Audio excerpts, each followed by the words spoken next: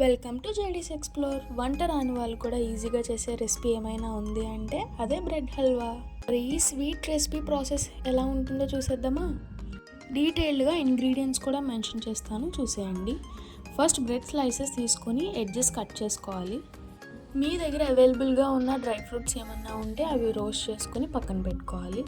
1/2 table spoon గీ వేసుకొని roast చేసుకోవాలి. Roast చేసుకున్న డ్రై ఫ్రూట్స్ అని ఒక ప్లేట్లోకి తీసుకుని పక్కన పెట్టుకోవాలి. నెక్స్ట్ 1 టేబుల్ స్పూన్ ఆఫ్ గీ వేసుకొని బ్రెడ్ స్లైసెస్ ఉంటాయి కదా, అవన్నీ ఫ్రై చేసుకోవాలి. ఈ బ్రెడ్ పీసెస్ని అన్నిటిని నేను షాలో ఫ్రై చేసుకుంటున్నాను. డీప్ ఫ్రై నేనైతే ప్రిఫర్ చేయట్లేదు. లో ఫ్లేమ్లో గోల్డెన్ బ్రౌన్ కలర్ వచ్చేంత వరకు ఫ్రై చేసుకున్న తర్వాత second batch of bread pieces కూడా ఫ్రై చేసుకుని పక్కన పెట్టుకుంటున్నాను. షుగర్ సిరప్ కోసం నేనైతే 1/2 కప్ ఆఫ్ షుగర్ తీసుకుంటున్నాను. మనం ఏదైతే కప్తో షుగర్ కొలుచుకున్నామో అంతే మనం వాటర్ కూడా తీసుకోవాలి.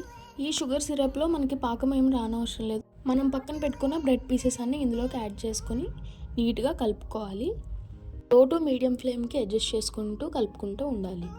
మిశ్రమం దగ్గర పడుతుందనగా ఇందాక ఏ కప్తో మనం షుగర్ని అయితే కొలుచుకున్నామో అదే కప్తో మనం మిల్క్ అయితే యాడ్ చేసుకుంటున్నాము.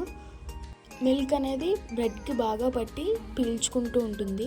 బ్రెడ్ పీసెస్ మిల్క్ అంతా అబ్జార్బ్ చేసుకున్న తర్వాత దగ్గర పడుతుంది. అప్పుడు 1 table spoon of ghee add చేసుకుని డ్రై ఫ్రూట్స్ ఉన్నాయి కదా, అవన్నీ యాడ్ చేసుకొని సర్వ్ చేసేసుకోవడమే. అంతే, మన బ్రెడ్ హల్వా అనేది రెడీ అయిపోతుంది. సారా 10 to 15 minutesలో అయితే మన బ్రెడ్ హల్వా ఎలా రెడీ అయిపోయిందో. And thanks for watching.